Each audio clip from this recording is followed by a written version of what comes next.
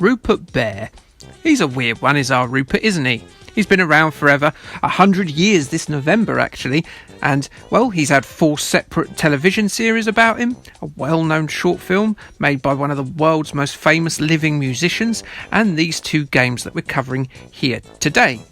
With that said, does anyone actually care? Have you ever met a hardcore Rupert Bear fan? Has anyone seen anyone wearing a Rupert Bear t-shirt? Do they even exist? You know, he's as enduring as Mickey Mouse and Bugs Bunny, but have you ever met anyone that really cares about Rupert? Has he ever had a theme park? He just sort of exists perpetually unworshipped, like Blue Peter or Sooty, remaining in the pan-generational consciousness because of grands buying annuals and books for their offspring's offspring because they love Rupert Bear. Or because they think he must still be hip because he's still in the Daily Express after all these years. And we all know that kids love stories about illegal immigrants, Snowmageddons, Diana death conspiracies and the disappearance of Madeleine McCann, don't we? But Rupert Bear, eh? Rupert Bear. Rupert Bear was created by artist Mary Tortel and made his debut on the 8th of November 1920 in the Daily Express. At around 1935, children's illustrator Alfred Bestel took over the writing and artwork for Rupert, and his is the best known stint given its longevity, as Bestel continued to work on the Rupert stories well into his 90s. An annual of Rupert's adventures has been released every single year since 1936, right through World War II, which is certainly more than you can say for Masters of the Universe. Skeletor. Yes, you all! The first series was a puppet-led show which featured a theme song which used the lyric Rupert the Bear, which is apparently wrong. You see, Rupert has never officially had the definitive article in his name, that being the word the.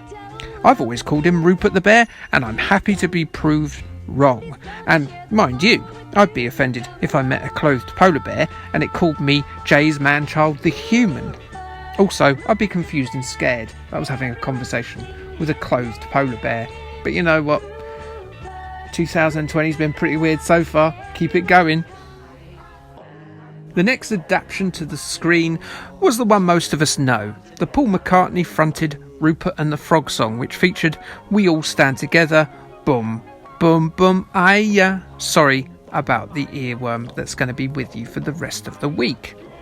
The second series, around the times of the games we're covering today, lasted from 1985 to 1988, and they were a series of short still illustrations with voiceover over the top. And they're certainly the ones I remember the most. They were the ones that had the song, Rupert, you're a wonderful bear. And indeed, they went on to show how wonderful Rupert was with his series of adventures and him being a jolly nice bloke. The next series to appear on the small screen was an international collab between animation studios in Britain, France and Canada, and is an animation that clearly had much more money thrown at it than the previous 2. Look how swish it is.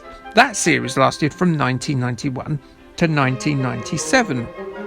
The final show so far is Rupert Bear Follow the Magic, a stop-motion animated effort broadcast on Channel 5 from 2006 to 2008. It covered a lot of the Bestel stories, though I would imagine they left alone the 1960 story, Rupert and the Diamond Leaf, where Rupert went to an island and met a race of people called the Little Coons. Yes. Ouch. And that is the very truncated history of Britain's most enduring bear. Look at him in his ridiculous trousers. Around the time of the release of the Frog song, Quicksilver, who also released the previously covered Thompson Twins Adventure and Max Headroom games, acquired the Rupert Bear license from the Daily Express group and put out 2 games in quick succession, starting with Rupert and the Toymaker's Party for the Commodore 64 and ZX Spectrum in June 1985.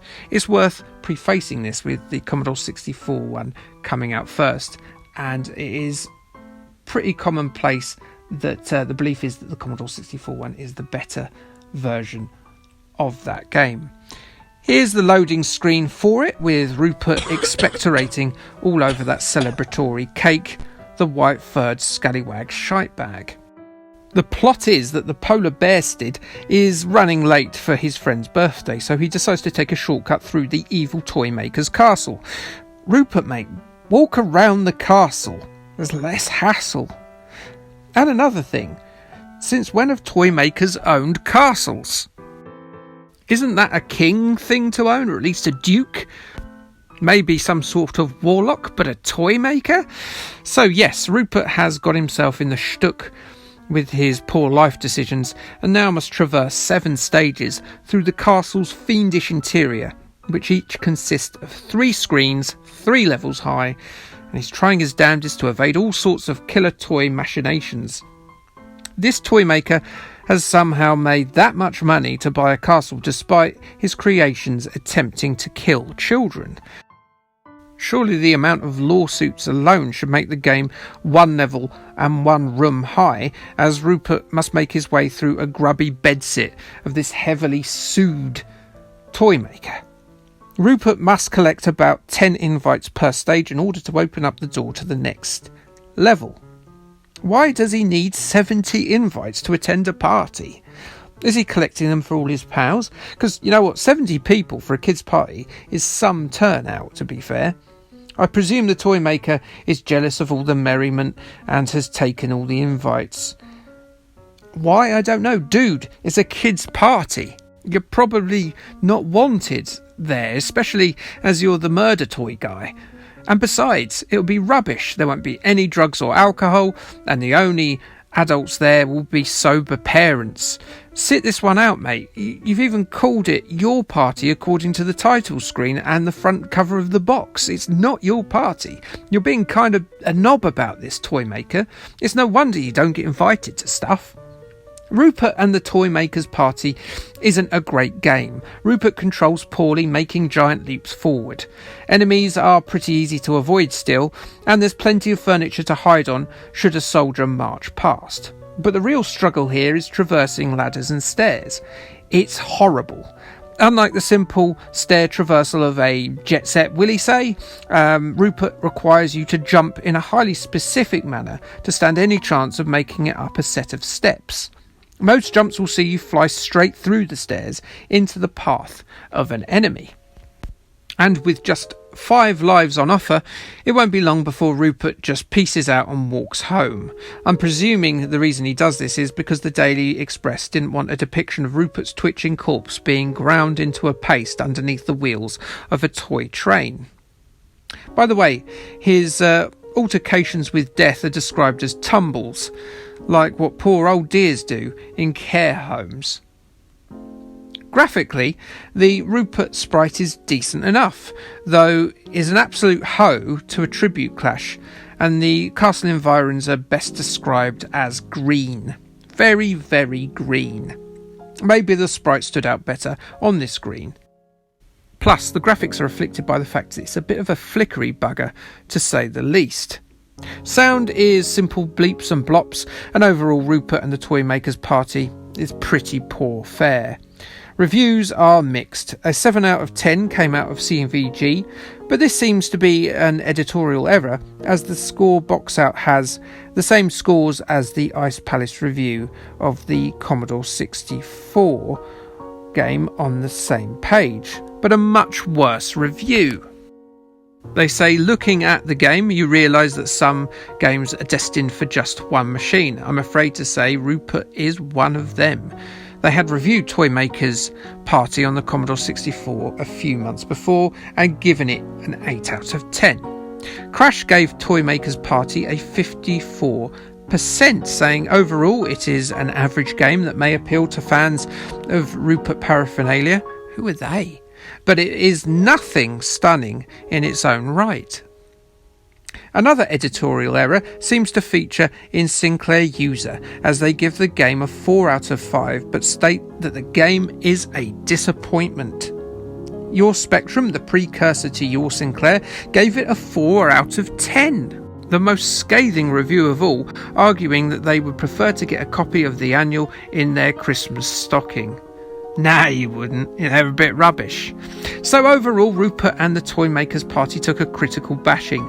But what of Rupert and the Ice Castle, released just a year later by Quicksilver's sister publisher, Bug Bite Software?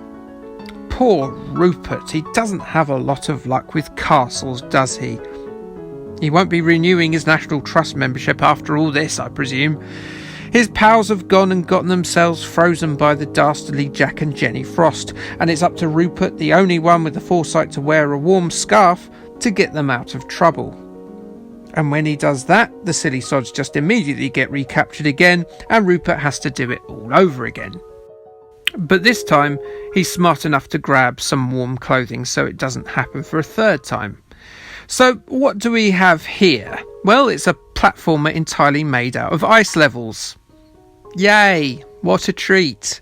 I'm sure if a third Rupert game had come out, it would have been just made up of swimming levels or high-speed minecart stages, everyone's favourites. There's ice everywhere, and this will make the check-trousered ursine skid about like a middle-aged drunk on his way back from Wetherspoons at 2 a.m. on a snowy night in January. Unlike its predecessor, the game is broken into single or double screen stages, with the objective being very clear. Make contact with the one character sprite on the screen that isn't either Rupert or trying to kill Rupert, and you're away. It turns the unfocused gameplay of Toymaker's party into more of a platform puzzler, albeit crippled by the same Daily Express awful controls. Some of the jumps can be infuriating when you start out, but give it a few tries and you get used to its idiosyncrasies and you'll be fine-ish.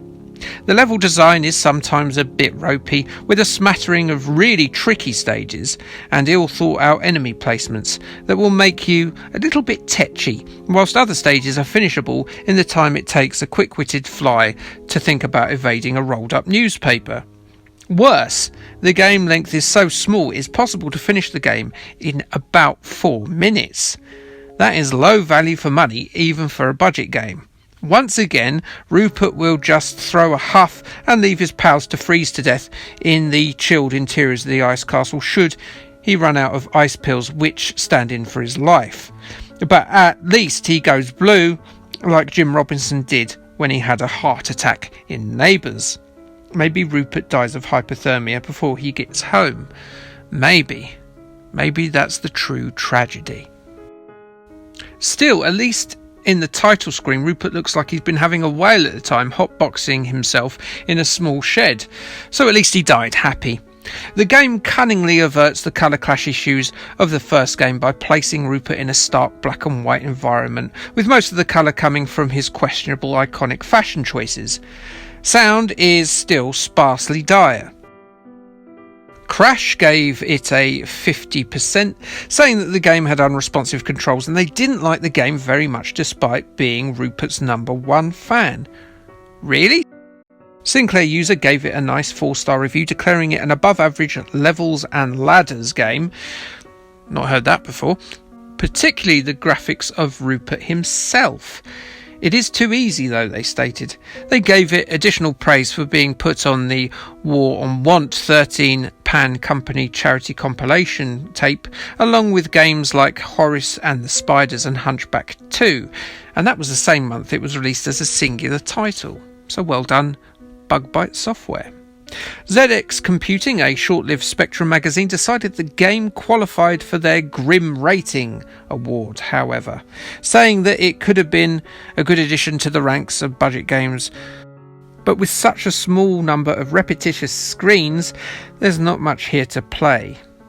Oh dear. And that is that. Other than the Commodore 64 versions of these same games, there has never been another Rupert Bear game. So it seems at the moment that Rupert's adventures are on pause. Maybe in that time he can come onto this channel, watch some of the videos, like and subscribe, and maybe so should you. And you don't even have to wear questionable checked yellow trousers to do it. Okay, thanks, bye.